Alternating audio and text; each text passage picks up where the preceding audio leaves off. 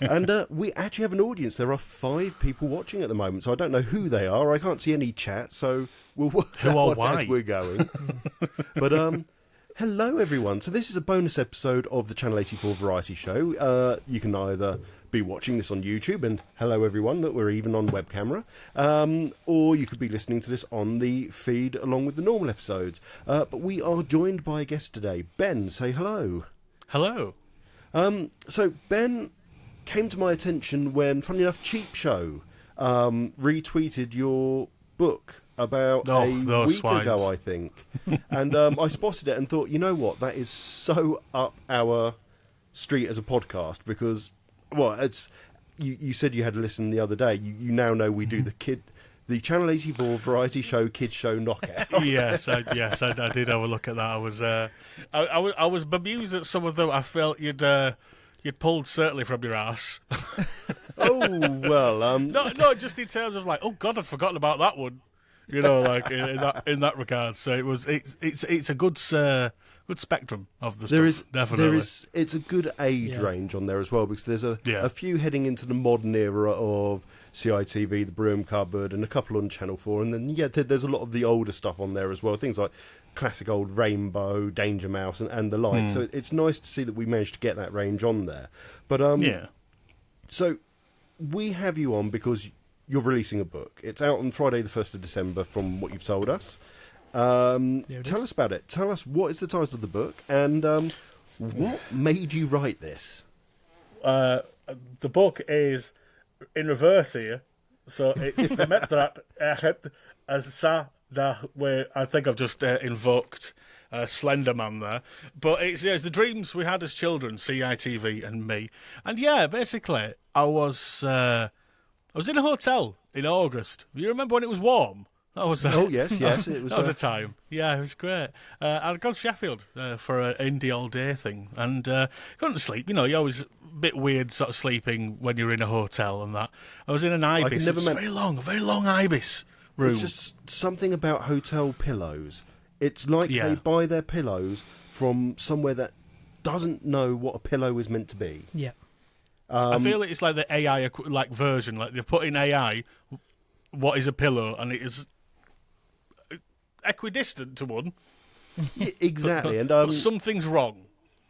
Quite right. And if I work across Europe a lot for work, and I'm out in the Netherlands, and let's put it, British hotels are probably kind of the mid-journey version of Image Generation. You know, they're pretty good. They're not too bad. Whereas the Netherlands is kind of the Elon Musk version to start with. And it's nothing against the Netherlands, but why are all your pillows square? It takes some getting used to. I mean, it's all the hotels I've gone to out there. They're square pillows, and they're head, I suppose. Yeah, but they're filled with air. That's all I can imagine it is. You put your head on it, you hit the bottom of the bed. Anyway, sorry, right. I would have issue with that. I would have issue with that. You were in a long room in an ibis in Sheffield, for some reason, in the heat. Very long room. And I couldn't sleep, so I put the telly on, and it was Saturday morning, about sort of 7:45ish. And I'm not one for just putting the telly on just randomly at home, because, you know, let's be honest, if you turn the television on, you're probably going to get a sad sort of advert asking you to donate money to, you know, blind otters of the Hebrides or something, you know. There's not a lot. I've only got Freeview, so it's like there's not a lot drawing me to it. But for some reason, in a hotel, I always do. And I'm surprised to see that the ITV had kids programs on still under the CITV brand. And I watched a Scooby-Doo cartoon, which was okay. I think I watched it because there was like some interesting voices in it. Because it's all very postmodern and referential now, obviously, like, you know, Scooby-Doo stuff. And a thing called The Rubbish World of Dave Spud, which I'd never heard of at all, and I just absolutely fell in love with it over 10 minutes. It is such a brilliant, funny, sort of not gritty in a way. I mean, it's about a family living in a tower block in Grimsby. Okay. But they have a talking starfish called Gareth. Basically, it's like very weird things happen every week in this quite normal scenario, and it's got Johnny Vegas as the title character and stuff. I'm going to dig that one out. Cool. Yeah, it's really good. It's on ITVX, so, good luck with that if it's the 1 week it's working. But I just watched it and I thought, this is brilliant, actually. I didn't realise CiTV were still making stuff.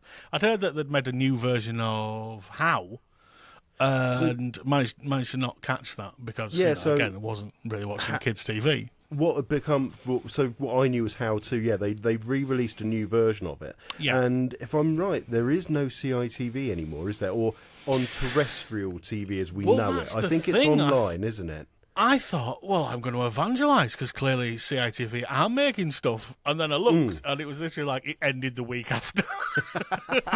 quite bizarrely, that Saturday morning I'd watched, the week after, they'd taken that slot away as well. And it was that awful twee thing that Alan Titchmarsh does with on a Sunday at lunchtime was repeated. And it's like, great, because there's not enough cookery and programmes, gardening on a weekend, is there? So I take this then that you are now Ben harbouring of doom to CiTV. You tuned into it, it died the next week. Yeah, that's fair. I have been watching a lot of Nigel Farage videos just to see if I have got that impact. But sadly, he just keeps eating kangaroo balls. So, well, the man is a giant penis, so he's got to get a lot more in him. No, he's a giant Anyway, so basically I'm like, oh, that's a shame. And I basically it was CiTV had died, and I wanted to write a little article about it because I was going to do a book of just mixed articles really about all sorts. I've written something like radio, written something about early years of Big Brother and stuff. I thought, I'll do like a little anthology book, and then this CiTV article I was writing just kept getting longer and longer, and it started with, I'm going to pick a show per year that I'm going to say was my, the best one of the year, and then it sort of just started to grow and grow, and I thought there might be a book in this actually, and I basically spent the last 3 months going. I was going to say going insane, but it's like it's very much just feeding the already existing insane. I think when it comes to stuff like this, I've got to say that's an impressive speed. Nostalgia. That's an impressive speed for writing a book anyway. Both myself and Rob are both trying to write a book. Mine's taken 8 years because I'm the king of ignoring it and forgetting about it and then coming back to it and maybe writing a couple of paragraphs and then going, I'll get back to it later. And you've just started your one, so... I'm 7 or 8 months started. So to get yours done in that speed is incredible. Well, it's not just that. It's literally been every waking moment. Basically watching things, making notes, writing up into full articles, rewriting and stuff. So it's possibly been a bit more than 3 months, but it's not been, I'd say it's been 4 tops. Not the 4 tops, they were not involved.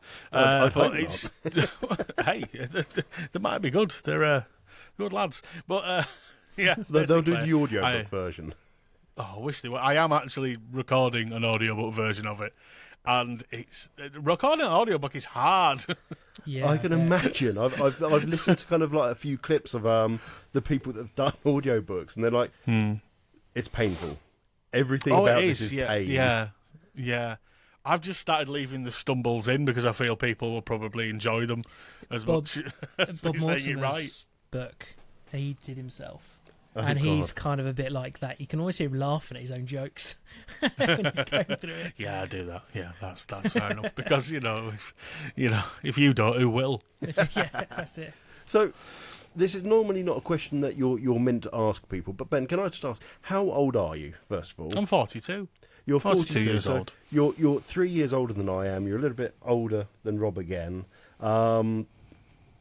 But that means really you are a similar generation of TV to us.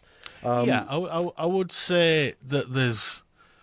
Because of how much sort of things were shown and shown and shown again, I think with a 3-4 year wiggle room, even up to 5, 6, you're generally still in the same sort of wheelhouse, sort of pre-streaming and everything like that. It's So, this book in particular is...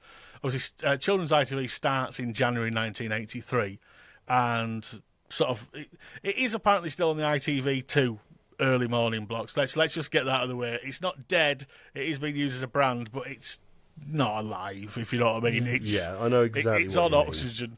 And I feel there's a lot from that first decade in there, definitely. A little bit more from the 90s. I know there's going to be people who are up in arms with me because it doesn't have Wizardora in it or Tots TV, which I'm afraid. I think we've discussed both of those, actually, haven't we? We've definitely done Wizardora, in which we had one person tell us she was gorgeous.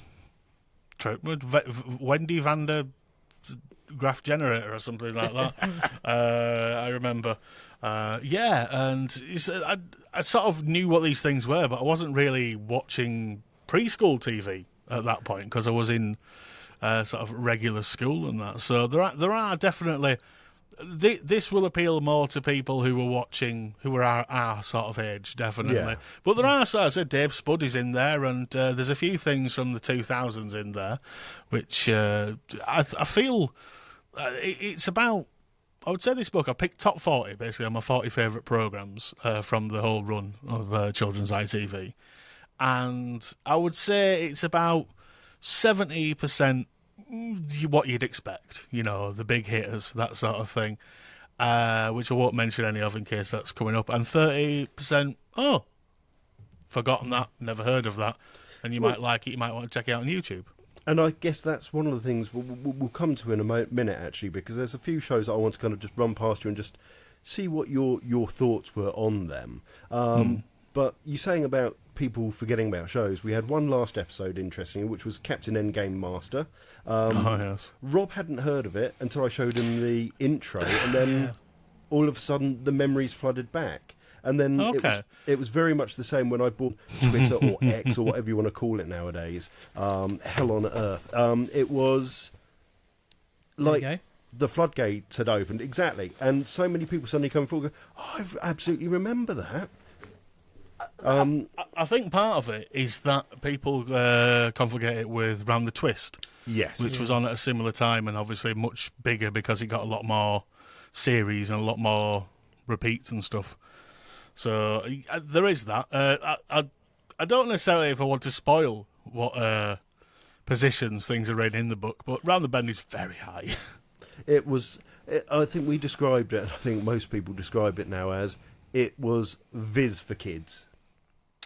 Well, it came from the ashes of Oink comic, which was also called like a junior Viz, although I think that's doing it a disservice.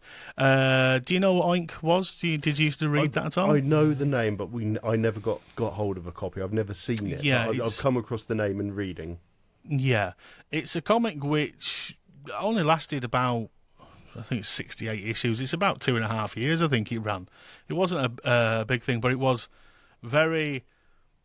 When people use the word anarchic, they generally don't mean anarchic, but Oink was anarchic. Oink had like running gags and stuff and messed about with the format brilliantly. And it was written predominantly by these three guys, Tony Husband, who we recently lost, Patrick Gallagher and Mark Rogers. And they did the Oink, and when that came to an end, Yorkshire TV and Hat Trick Productions said, do you fancy doing it for TV? But obviously they couldn't use any of the things that belong to Fleetway or IPC, so Round the Bend became, the format instead. Yeah, as I say, it always came across me as that children's version of Viz, or as you say, Oink then, and the puppeteering and just the look of the puppets, I guess, were more spitting image, weren't they? They were just that classic indeed. Kind of latex models that they'd used for the puppets, and it was brilliant fun. Going back and watching the skits now that they had, they're still good. There was an innocence and a rudeness about them. Well, this is it. So it was co-production with Spitting Image Productions. They made all the so puppets and stuff. Were involved. Yes, it was. I think I've always had this theory that Spitting Image puppets are absolutely terrifying when they don't move. So, puppet. There's something about puppets. So, I think this picture, which has got this is Doc Croc, who's the editor, and I think he's looking away because if he was looking at you, it's just a bit creepy, isn't it? It was and he was with it was the Potatoes were the news, weren't they? Yes, John Potatoes News Round. That was it, yeah. Is a reference long gone to history. So I'm just looking at the questions we've got here. I'm just going to hand one over to Rob now. You want to go with that one? Yeah, so why CITV over the other shows that were on? So, yeah, CBBC, for example, the Broom Cupboard, which we would have grown up with before it kind of branded itself as such. Yeah. I mean, the thing with children's ITV is that it's 40 years. And certainly, you know, there is a lot in there. But really, we're looking at sort of 83 to when it leaves terrestrial in 2006. That's a much shorter story, actually. And there's a lot more that you can sort of focus in on. I think there's just simply too much with children's BBC. There's been so many strands and things, and it would be impossible to kind of compile a definitive list because it would literally, it's still going, obviously. It's still a thing. And in more of a way, certainly, than children's ITV were in its sort of, you know, coughing up blood days. So, yeah, I feel there's more to get hold of. You know, there's more that you can properly really have fun with. Oh, hang on a moment. That's my fault. I'm just trying to get to the chat while we're chatting. So, excuse me looking on the mobile, but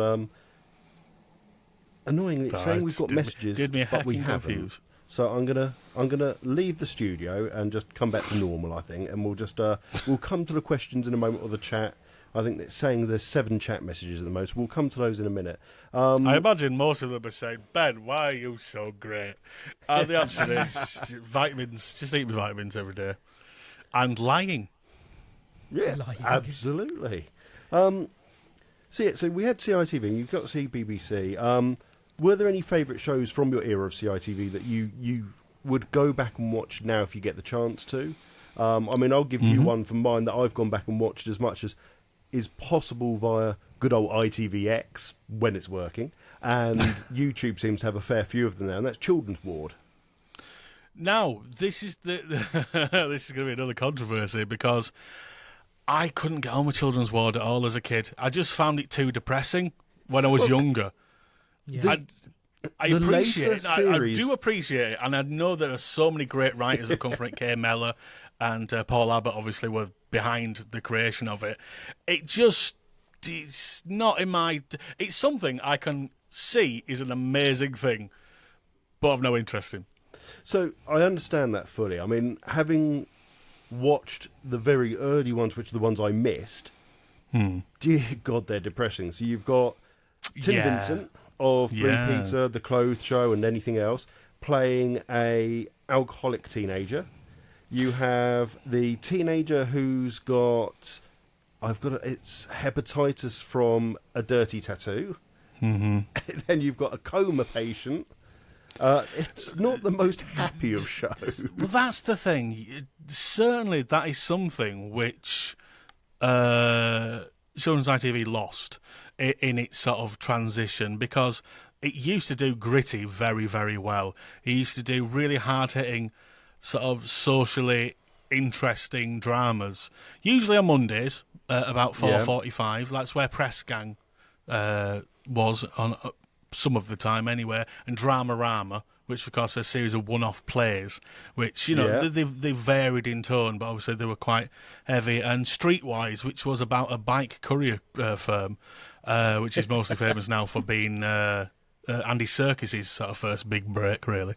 Oh, crikey, it was, wasn't it? You're right. Yeah, you just have all these kind of Dodger, Bonzo and the Rest, which is about it's basically like Tracy Beaker before Tracy Beaker, about a children's home and stuff like that, and it's just really gritty stuff. And there's not as much of that in this book, because I feel they've been really well written about elsewhere, is part of it, and I wanted to sort of tackle some of the shows which didn't get as much love, like Round the Bend. Absolutely, and actually it's interesting that you say that about the grittiness, and that people don't often think about CITV with it. I mean, I brought up Children's Ward. You've brought up the shows that you have. The BBC were always considered the leaders, weren't they? They had Grange Hill, they had Biker Grove, and people immediately assumed that those were the lead. But you're right, CiTV did have a lot. It just seemed to be, though, they got towards the 90s and then they stopped. They decided to go a different route of shows. Yeah, that's basically something which comes up a lot during my research of this book, is that basically around sort of 93, 94, they'd make a conscious decision to drop the age range. So it was 9 to 15 with sort of a preschool bit before, and then they'd sort of drop that to like 5 to 13 sort of thing. So a lot of the gritty stuff disappeared as a result, as did stuff like Nightmare, which was considered a bit too much. Show. Absolutely, and indeed, there are a few shows in this book that I worried about writing up because I knew that so much had been said about them, but also I couldn't not include them. Nightmare and Press Gang were the two sort of leading ones in that respect, because they are still beloved, and correctly so. They are absolutely fantastic programmes, but you know, you don't want to repeat too much of what's been said. But the problem again is that I think, as you say, like the BBC had Grange Hill and they had Biker Grove, and they were very celebrated, whereas the CITV stuff wasn't, or at least not in the same way. And I think also it's like, in the 90s, there was this sort of turnaround to people like watching stuff like Children's Ward definitely got the sort of props it deserved. People were sort of turning around going, actually, this is much better than adult telly. But it took a while for people to sort of come around to, sort of as adults, to readdress that. And it's a shame, really, because it's not about them. They deserve better. No, they deserve better. It's interesting. Rob, I don't know how you were, but... and I think we've chatted about this before, but it used to be very dependent on what the day was. So I'd come home from school, whether it was a Monday, Tuesday, Wednesday, Thursday or Friday, I would have my set times, I would swap channels, and it would be channel hopping between CBBC and the Broom Cupboard and CITV. It'd be like, okay, well, I know Zap's on, and there's nothing else over on the BBC at the moment, so I'll go and watch Zap. But, Maid Marian and her Merry Men are on now, so I'm going to head over to the BBC because there's nothing on CITV. I don't think there was ever a conflict of, I don't know which to choose at this point. Yeah, I just followed the show, really, as well. You know, I wouldn't care if it was like, I wouldn't go straight to 3 and just be left on 3. Right. So that's what... following the show. That's what's always baffled me, because there's this generation of people who supposedly weren't allowed to watch ITV because it was common. That sort of I've thing. heard that one before. Or they were just a BBC household or whatever, that sort of thing. And I'm just like, no, it's just like, show be show, flit around, you know. Yeah. I am a butterfly. You know, this is what it should be. Like, it feels like children's television was so creative at a time where there was actual competition, basically, and they sort of had to really put in. And it's like, you know, CBBC is kind of default winning in that respect. Yeah. But, you know, obviously you've got more competition these days.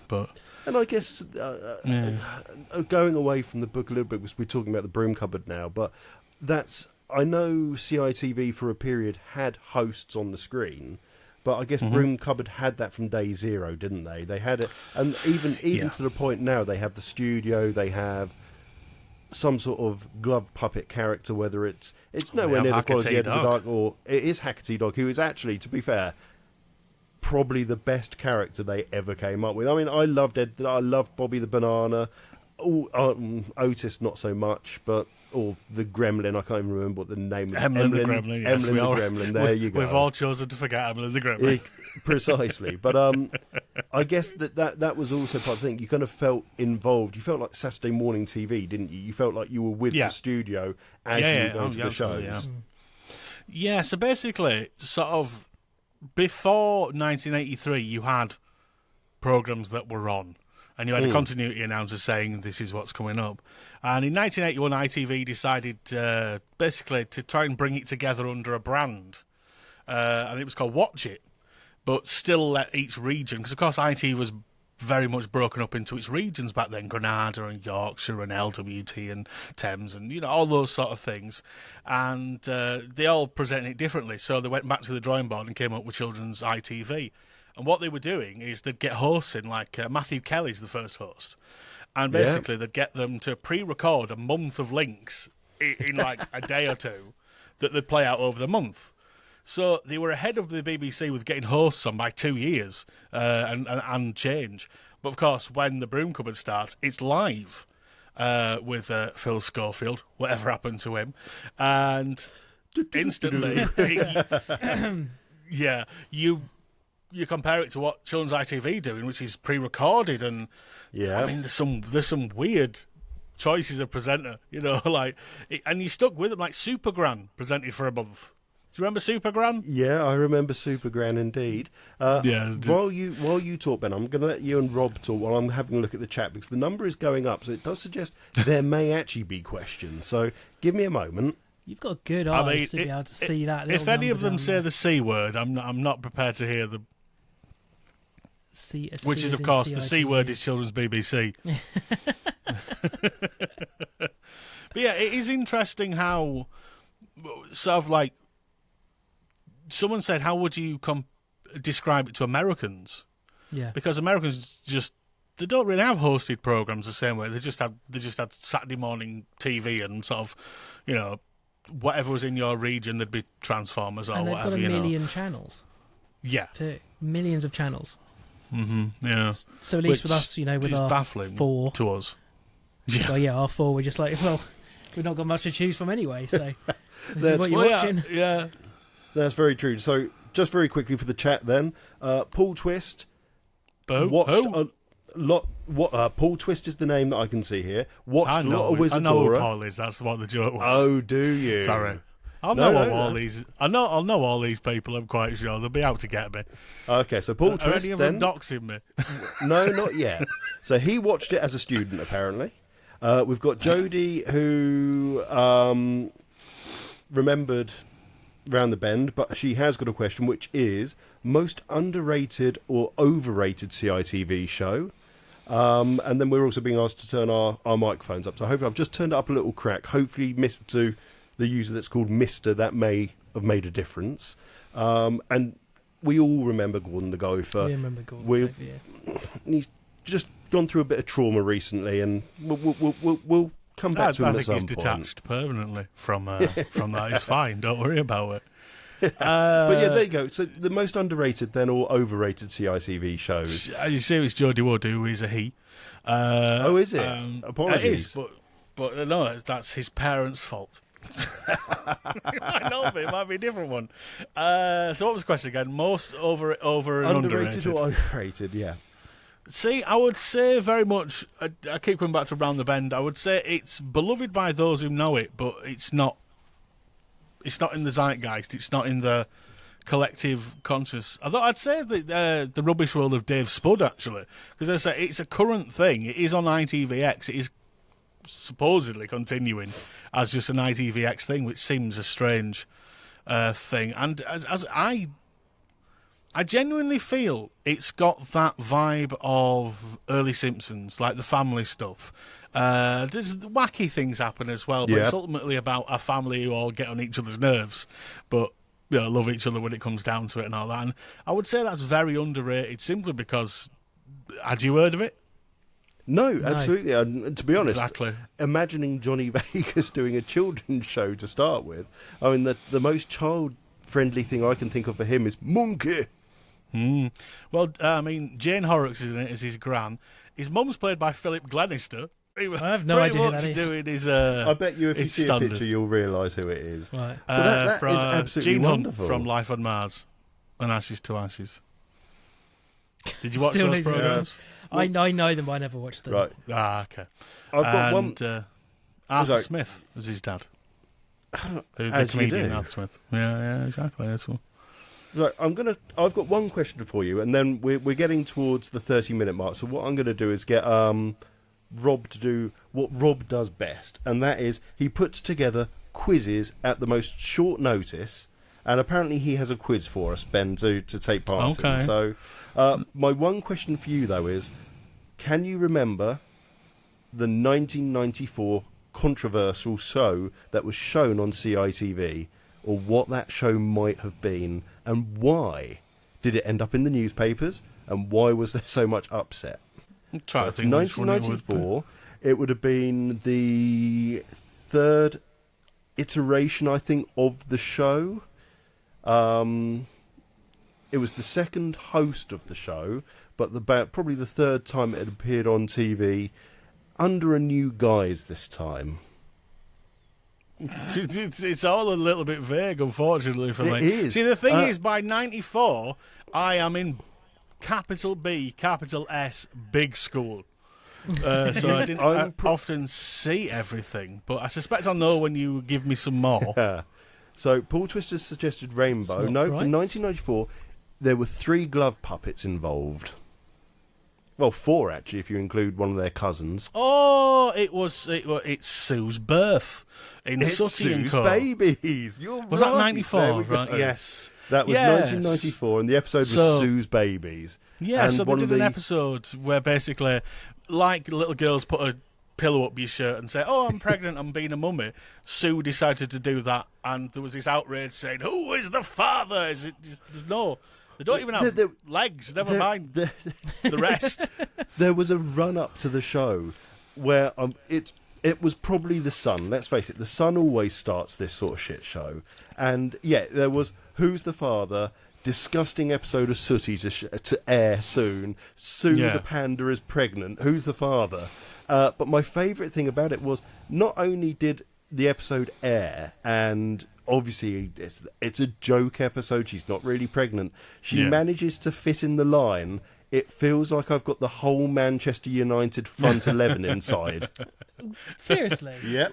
Well, see, that's the thing. Sooty and Co. was the new iteration in the 90s, as you It said, was. this version. They because opened moved the from shop. They moved from Thames to Granada, which is why there was suddenly in Manchester, and there were loads of Manchester references in it. Yes. And Sooty and Co. is in the book, and it fascinates me how many really interesting guests they pulled, certainly later on in series. Loads. Jack D goes in saying he can't laugh, so like that. And my favourite is Harry Hill, who goes in and he has Stuffer, and Matthew's going, "But that's a puppet." And when you think of the meta consequences of Sooty, and it's fascinating viewing. I have got a very big soft spot for Sooty in my heart. I've started showing the modern Sooty to my little boy who's 2, and amazingly, they haven't ruined it.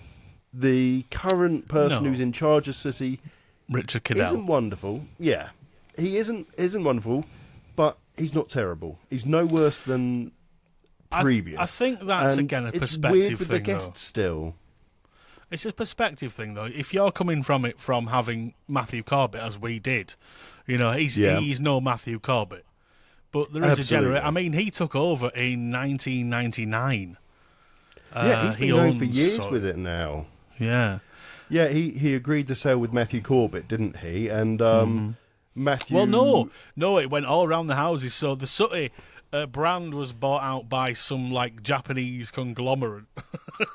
Then they got bought out, and basically they ended up under Britt Allcroft, who was the creator, one of the people behind Thomas the Tank Engine and Friends. And Tugs. They bought a load of stuff, and then they got bought out, and it was then it got sold to Hit Entertainment, who made Bob the Builder and stuff like that, and they couldn't really make Sooty work, which is why it kind of filtered away, in sort of the 2000s, 2010s, and then Richard Cadell bought it back off them. As I hadn't realised, he'd appeared at the age of something like 15, I think they said. He'd appeared in Sooty and in the Sooty show, before it was Sooty and Co, doing a magic trick. That sounds right, yeah. That would be. So it's funny how it went full circle even then. Interesting point is Sooty, and is actually puppeteered now by predominantly by Phil Fletcher, who is Hacker T-Dog's manager. And he's in a duo with my friend John called the Pound Shop Boys, which is very good. Okay. But Phil adores puppetry. He loves it. He understands the art of it. So, and Sooty is I think just short of Emu is his favourite. So there's still a lot of love and attention going into those new shows, I think, which is why you sort of have it not being those as bad as it's not been completely ruined. He's not smoking a fag and riding an e-scooter around. I don't even think it's that. It's the fact that they've moved the location. They've gone from the house, they've gone to the shop. They're now living in a static caravan on the holiday park. But even then, the bedroom's similar. It's still all sooty-sized. They've all got all the various rooms compressed down as well, so they've got their individual bathroom with the taps and a real bath, and there's that little bit of magic to it, exactly, and it's still there now, which they could have quite easily done away with to be on the cheap and do it quick and easy. Yeah, no, it needs that level of sort of. You need to be in Sooty's world. You are a guest in, and they are. This is a thing. Do you know why it's set in a holiday park? No. Because Richard Cadaldi's brother owned that holiday park. Of course he did. A few, apparently. Because I think they bought them and they would do the Sooty show as a stage show sort of thing. Because I don't know, obviously, if you're nippers too, you won't have done the whole Butlins thing. Not yet, the stage shows are now big business, with you sort of Stephen Mulhern goes and does all those, and he'll do a show. And ITV are fairly well ingrained with it as well, so a lot of the ITV shows, like The Masked Singer, those sort of shows end up at Butlins now with the Redcoats taking part. Are they even Redcoats anymore? Last time I was in Butlins was 1995, and I was too young to go in the pubs, and I was too old to do any of the kids' activities, so I just hung around, basically. So try to get people to buy his beer. Brilliant. Right. I'm no master. We are rapidly heading towards kind of the 40-minute mark. So, Rob, I'm going to hand over to you and take us through what you've done for us. I've been uncharacteristically silent for the last 40 minutes. Sorry I am what they know as a gobshite. So no, it's not you. It's me being quiet. Right. So, I love quizzes. Me too.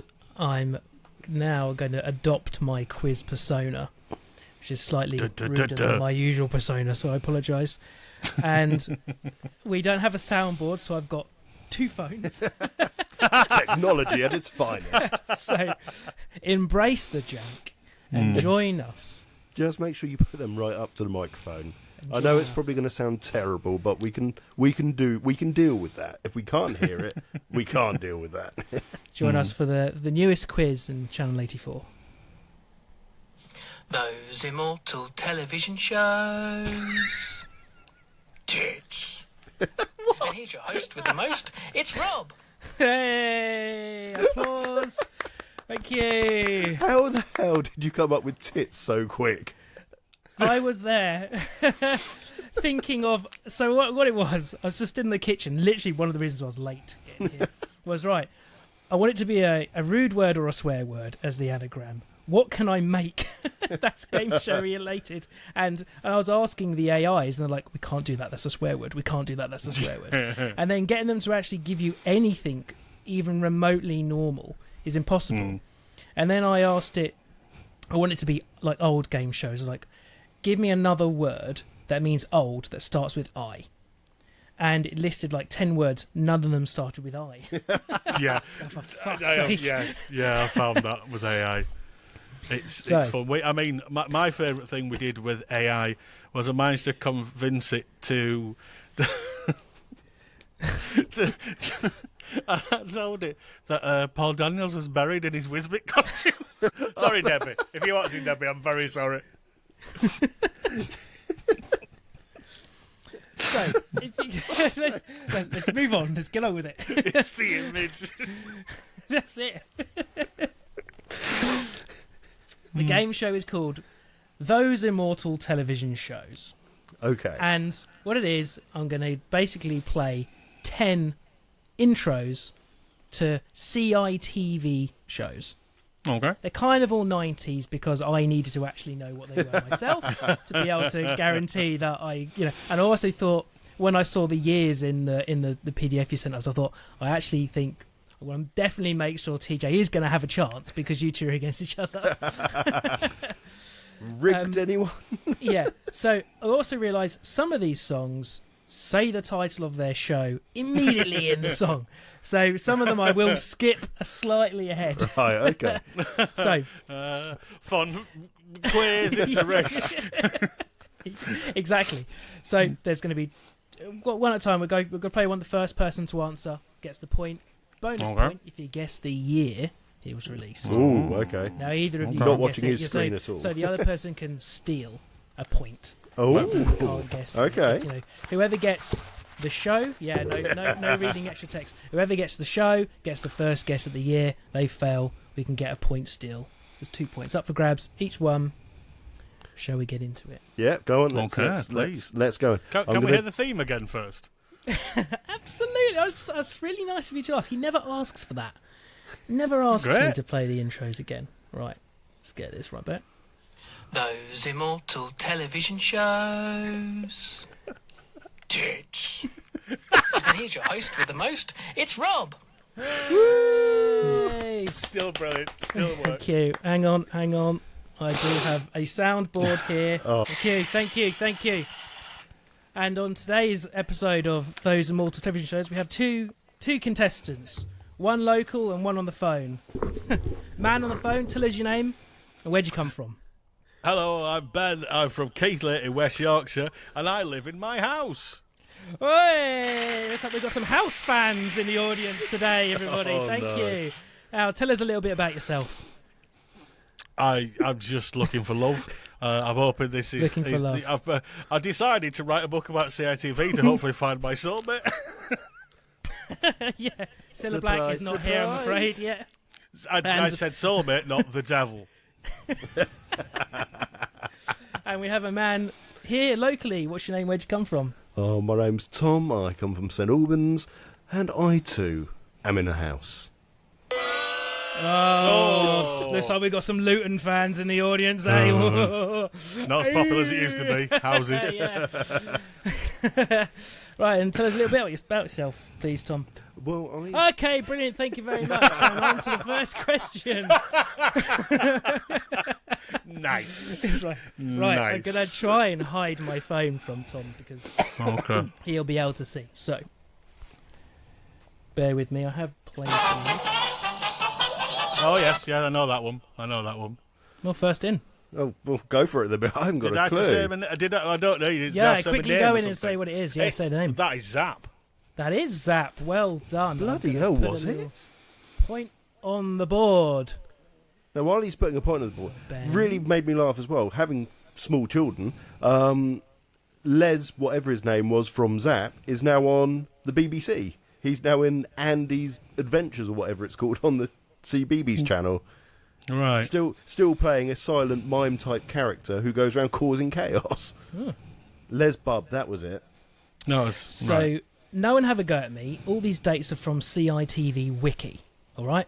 I just found the website this afternoon. I don't know their credentials. I don't care if your numbers don't match what's on my document. Tough shit. Okay, so what year? Is this going Zionist or something? Yeah. Is there some far right conspiracy coming up? That's it, yeah. So what year do you reckon for Zap then, Ben? It was 1993, I believe. Absolutely right. It was 1993. I have a feeling I'm going to get trounced. Of course it was. I do have a few that might be a little bit harder. No, it's like Pot Masters. Once you've got one on the board, Puddington peas. That's it. Oh, I love a bit of Pot Master. Okay, are we ready for question number 2? Go on then. Yes. Let's have number 2 then. This one I do have to skip ahead because it instantly says the name, I'm pretty sure.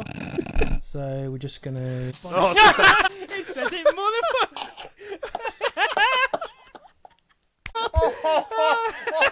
Can you guess? Is it bad influence? Can you guess the show, TJ? Odds take. TJ gets in first. I did write... This is an art attack. This is an art attack. This is... Heart attack. Yeah, exactly. This is Tony Heart Attack. I did not skip anywhere near. anywhere near far enough ahead. Okay, Beautiful. Tom gets the point on that one. So, Tom, clever clogs. What year? Did you say these were all 90s? No, not all 90s. Okay, so I'm going to say 91. He's wrong. It's Doesn't surprise me. 1990, I believe. 1990. Oh, That's it. I wasn't Ben for the far score. close. Doesn't Very matter close. if you're not right. You're not right, mate.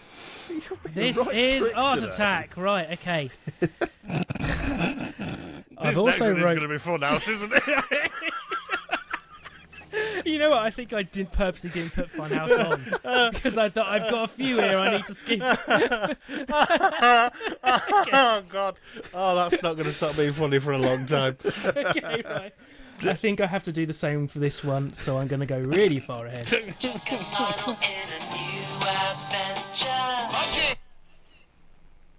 Budgie the Little Helicopter. That's right. I had to stop it right as it said its title. Written by Sarah Ferguson. Fergie, yeah. That's Oh, who Fergie, weirdly has been indeed. on This Morning recently. She has? She has, yeah. She's been a co-presenter on This Morning because everything's broken. Everything's broken on television. So, Tom, would you like to guess when Budgie the Little Helicopter was released? I want to say it was. I want to say it's earlier than the 90s, but it's going to be 89. No, sorry, mate. Ben for the steal. 94?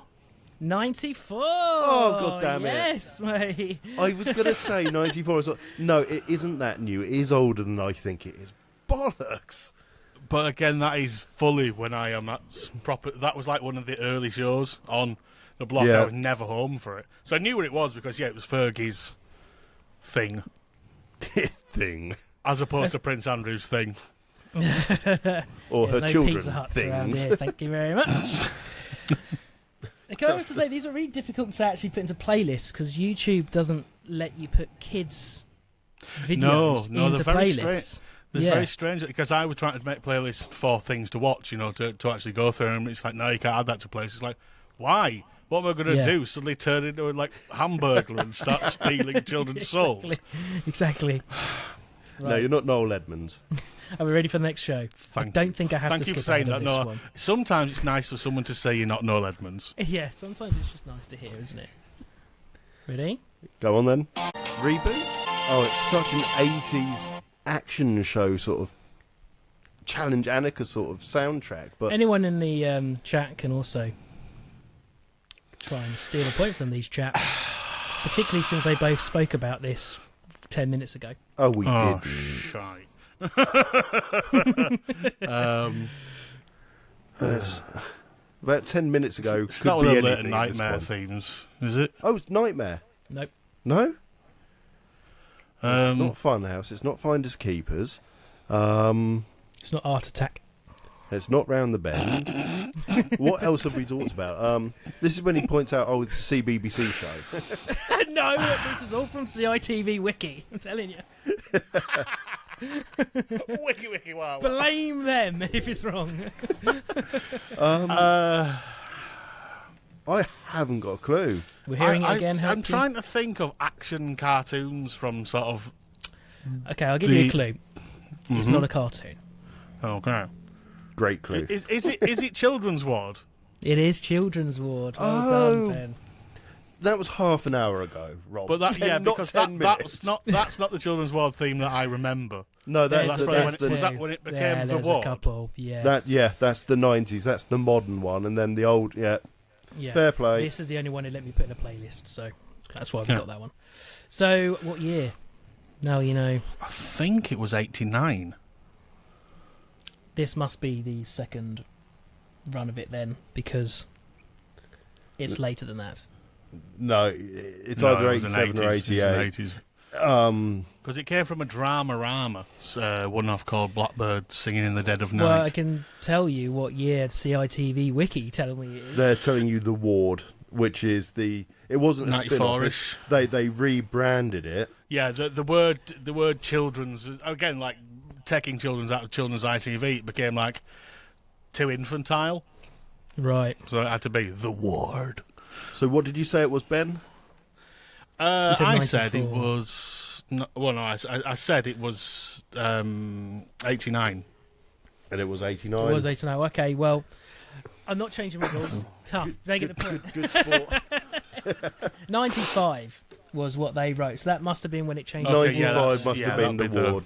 Okay. The reboot of it. Biker Grove got But not rebooted.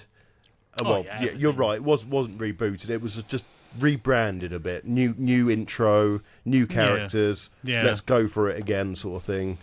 Yeah. Okay, you ready for the next one? Yep, go for it. Let's This have the one next. definitely says the name in it at some point. At Let's some- try and remember when it says it. Oh, Tots TV. Tots TV. Rosie and Jim. Oh, it's Rosie and Jim. Rosie and Jim. Again, So close. It is bloody the same sort of. I hate them. I hated Rosie and Jim. I hated Tots TV. I hated Brum. Oh, Brum wound me up for some reason. Brum. I don't remember much about Brum except the actual car, which was an amazing prop. It was an amazing prop, but in real life, it would have been up on bricks with no wheels, and its little soul would have been stabbed out of it many times over. But That's anyway, right. fair. That is fair. Yeah, come on, Tom. Yeah. Tots TV, Rosie and Jim. Yep. 91. No, not Shit. 91. 87? No, afraid not. It was 1990. Oh. I remember According Rosie to and Jim in the 80s, I'm CITV sure. Wiki. Okay. According to the CITV Wiki. All right. And I'm going to jump on to good old my favourite thing. You're going to ask Bing, and then Correct. it'll take you to this. Rosie and Jim, 1990. Right, fantastic. Okay, I think you're both going to get this one. And I know it says the Especially name. if the title's in it. That's what it definitely says it, but I don't remember how far in. So, hang on. It's not that bit. How can your eyes be bigger than your stomach? Okay, How is that to? How to? Oh, that's it. Do you want to hear it past that to actually? How do you put up a tent? This was such a good show. It is. I think that's why they brought it back, because it's just a good format. It was a brilliant idea. It took what Blue Peter had with doing their demonstrations and the build to the cooking or the craft stuff, and then How To basically said, well, let's just do an entire show where we involve and make kids able to do experiments. It was a brilliant idea. It's got that kind of just... The core of it is three people trying to impress the other ones with stuff they've learned or tricks or what have you, sort of thing.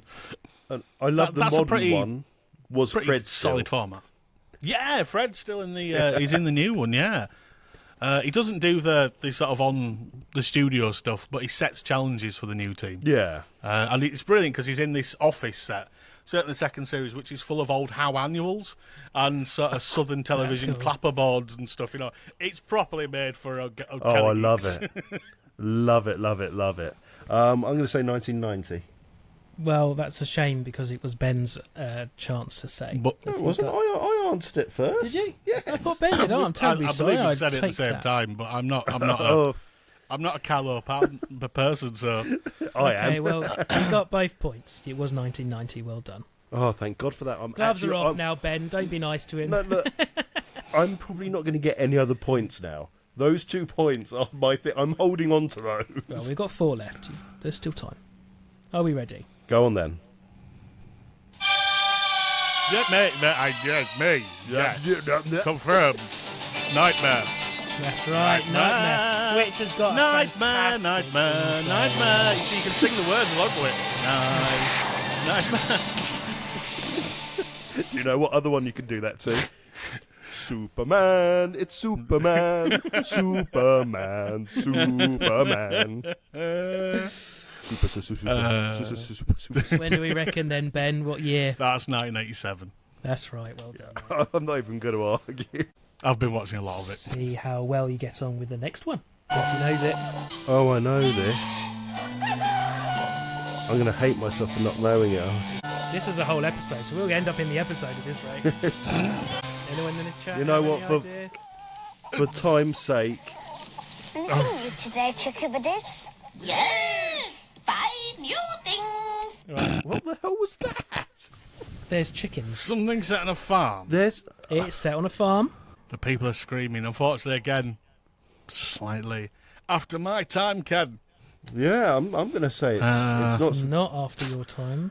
It's slap bang in your time. Ooh, The okay. late 80s.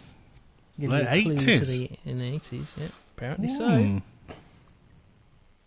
No, No, I'm going to hold my hands up. I'm going to say Dapple no. Down Farm. That was around. No, then. it's I not don't think it Dapple was then. Down Farm. That was going to be another tree. It's Tumble Down Farm. Tumble Down Farm. Yeah.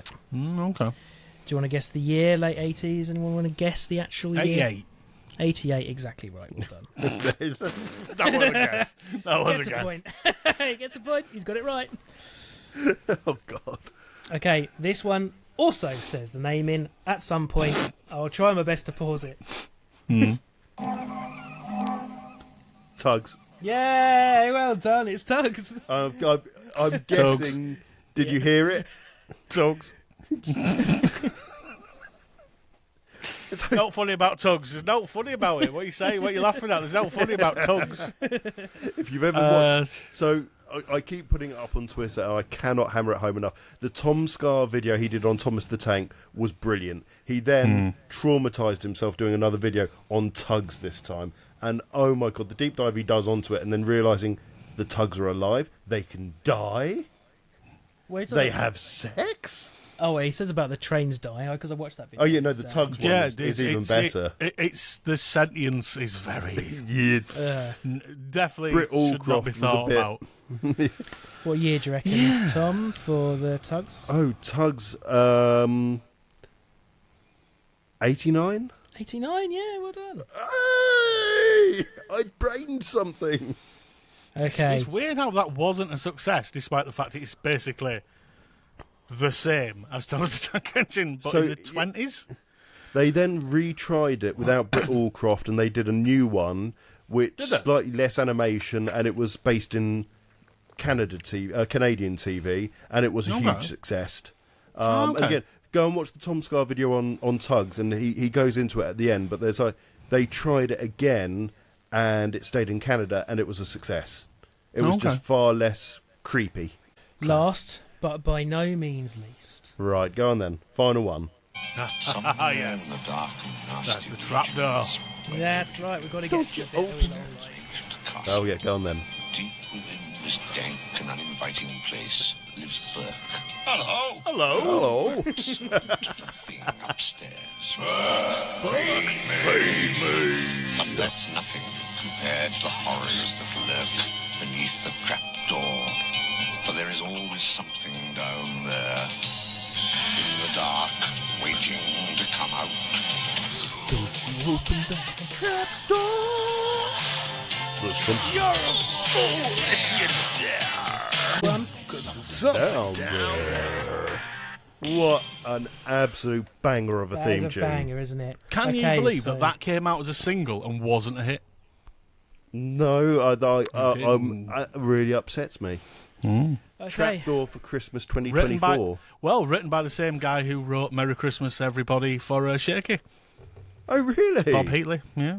Oh. Would you like to hazard a guess at the year for Trapdoor? Oh, that's 86. You're absolutely right. Well done. Right, maths time. 1, 2. It's almost like Well, I spent the last Ben 3 months won. doing nothing Okay. but watching 9, old 10. television programs and not having a social life and going a bit mad. Funny that. Did Ben win? Hold on, I've got to get my... And today's runner-up with 7 points is Tom. I'm not even sure how I got 7 points. Well, it says drums, let's just see. There. Oh, and our winner this week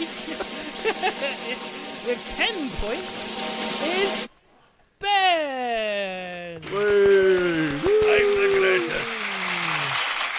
Congratulations, Oh, Ben. That is the only thing I have ever won. Did you organise a prize?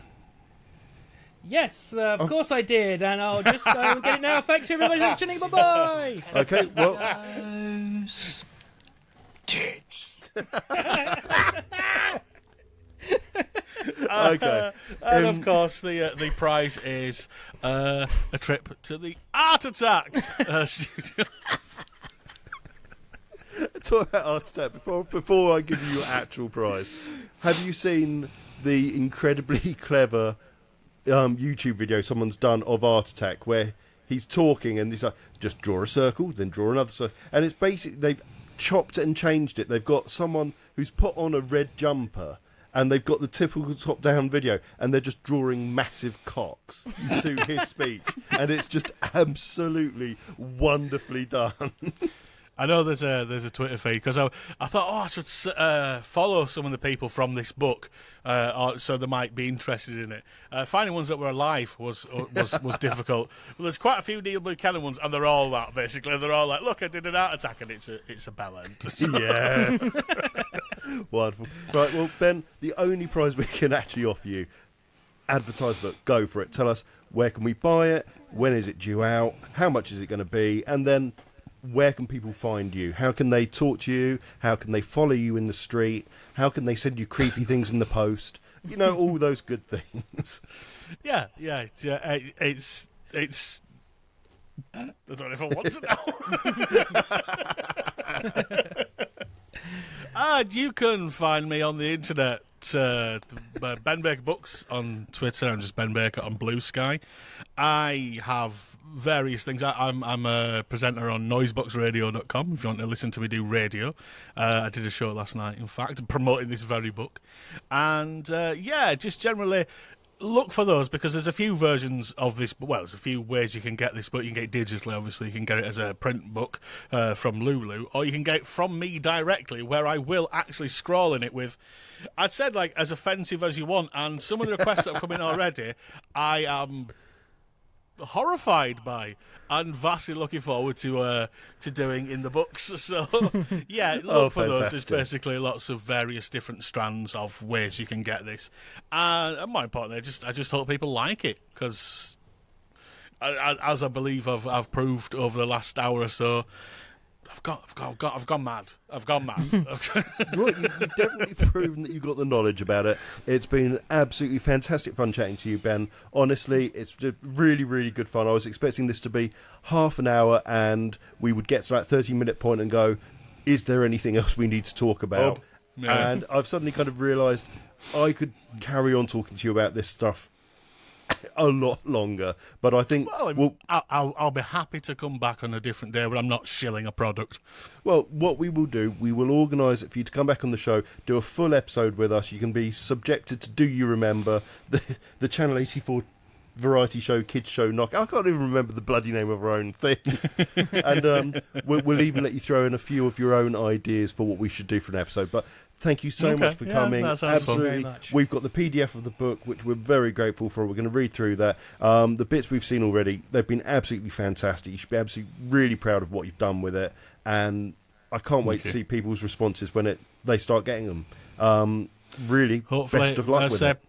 The end of this week, by the time people see this, it'll be practically out. And if it is, I'm very sorry about that. It was a John Barrowman incident. But it'll be 1st of December. It'll be out on all of the platforms. And finally, I think platforms. And finally, if you do follow Ben on any social media, what I highly suggest you do now is you go and look up This Morning's social media, and we try and get Ben on with Fergie doing a book review on Good Morning. I'm going to have to mention the husband, though. You'll be fitting in picture expression all the time. How many copies of this book do you think you can buy with 12 million? To be honest, I'm still in the era of Good Morning when it had a saxophone intro and they still had the floating map out in the dock behind them. Yes, but of course the thing with the floating map is the person stood on it was also a sex offender. Yes, so, he's on the too. Yes. That's the thing. With childhood memories, step carefully. That's all. Just tread very lightly. Oh, God, I'm going to die of a heart attack, like Tony Hart. Like an heart attack. Yeah, an heart attack. Well, we'll discuss it off air. Again, Ben, thank you so much, mate. It's really been appreciated. Thank you very much for having me. It's been brilliant. We just hope people enjoy this and go and buy the book. Can I have the quiz theme again? Just one final time. One final time for the quiz. I really like you, Ben. Theme. And then that's it. That's our outro. That's our out. That is our out. Because I do radio. I know you need a big out. So. Right. Are you ready, everybody? Oh, go on then.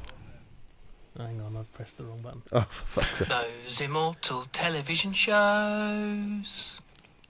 Tits.